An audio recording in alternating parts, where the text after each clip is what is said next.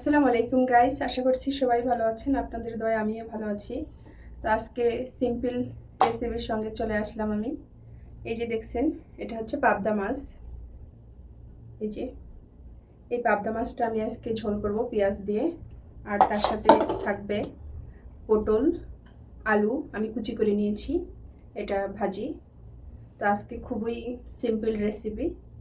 তো চলেন রান্না স্টার্ট করি।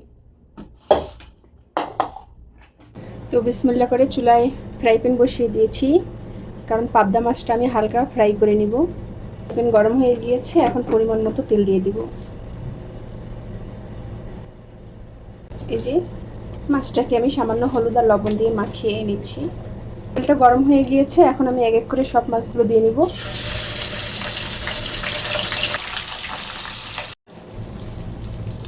তো মাছটা এক সাইড হয়ে গিয়েছে, এখন আমি উল্টিয়ে দিব। মাছটা আমি খুব কড়া করে ভাজবো না, কড়া করে ভাজলেই পাবদা মাছটার স্বাদ নষ্ট হয়ে যাবে। এই জন্য আমি জাস্ট হালকা ফ্রাই করে নেব। এই যে দেখেন গাইস, মাছটা আমি উল্টায় পাল্টায় খুব সুন্দর করে ভেজে নিয়েছি। এখন মাছটা তুলে আমি সাইডে রেখে দিব। চুলায় বাকি রান্নাটা কমপ্লিট করে নিব। এর জন্য চুলায় কড়াই বসিয়ে দিলাম। এই মাছ ভাজা যে অবশিষ্ট তেলটা আছে, এটা আমি দিয়ে দিব এখানে।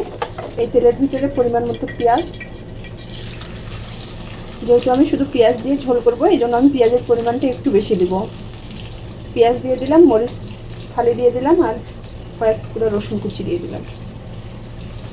এখন পেঁয়াজটাকে ভালো করে তেলের সঙ্গে ভেজে নিতে হবে।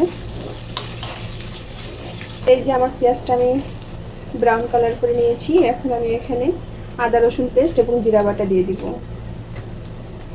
আর এই মাছের ঝোল রান্না করার জন্য এখানে কিন্তু আমি শুকনো মরিচের গুঁড়ো নিয়ে নেই, শুধু হলুদ গুঁড়ো, ধনে গুঁড়ো আর হচ্ছে লবণ।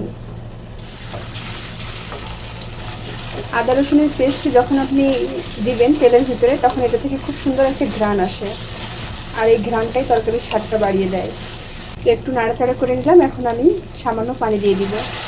সামান্য পানি দিয়ে দিলাম। এখন ওই যে গুঁড়ো মশলাগুলো আমি সব দিয়ে দিব। এখন পেঁয়াজটাকে ভালোভাবে কষিয়ে নিব। এই যে দেখেন, মশলাটা আমি ভালোভাবে কষিয়ে নিয়েছি। এখন আমি এই যে মাছগুলো দিয়ে দিব।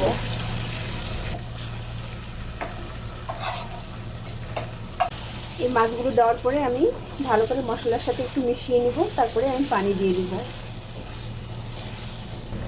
এখন আমি যে পরিমাণ ঝোল রাখবো ওই পরিমাণে পানি দিয়ে দিব। পানিটা দিয়ে দিলাম।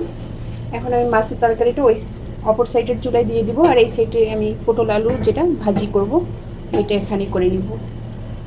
ফ্রাই প্যানে এখন আমি অল্প তেল দিয়ে নিব ভাজিটা করার জন্য। তেলের ভিতরে আমি পেঁয়াজ, মরিচ এবং কিছু রসুন কুচি দিয়ে দিচ্ছি। পেঁয়াজটা 1 মিনিট নাড়াচাড়া করার পরেই আমি এই যে আলু এবং পটল এগুলো দিয়ে দিব। তো সব সবজিগুলো দেওয়ার পরে আমি একটু পেঁয়াজের সঙ্গে ভালো করে মিক্স করে নিয়ে এখানে লবণ আর হলুদ দিয়ে দিব। তো এই যে পরিমাণ মতো লবণ আর সামান্য হলুদ দিব। এই লবণটা দেওয়াতে একটা পানি বের হয়ে আসবে, এই পানিতেই আমার সবজিটা হয়ে যাবে। তো এই যে গাইস দেখেন, ভাজিটা একটু নাড়াচাড়া করতেই অনেকগুলো পানি বের হয়ে আসছে। এখন আমি ঢেকে লো হিটে করে দিব, দিয়ে আমি ভাজিটা করে নেব। তো এই যে গাইস দেখেন, আমার মাছের তরকারিটা অলরেডি হয়ে গিয়েছে। কত সুন্দর আর কত লোভনীয় হয়েছে। আসলে আজকের তরকারিতে আমি কোনো শুকনো মরিচের গুঁড়ো দেইনি, তারপরে মাশাআল্লাহ আমার তরকারির কালার অনেক ভালো এসেছে। তো মাছের তরকারিটা হয়ে গেছে, চুলাটা অফ করে দিলাম। বাকি আছে এই ভাজিটাও কিছুক্ষণের মতো হয়ে যাবে। তো আজকের মতো 2টা রান্নাই কমপ্লিট। ভিডিওটা এই পর্যন্তই। সবাই ভালো থাকবেন, সুস্থ থাকবেন। আল্লাহ হাফেজ।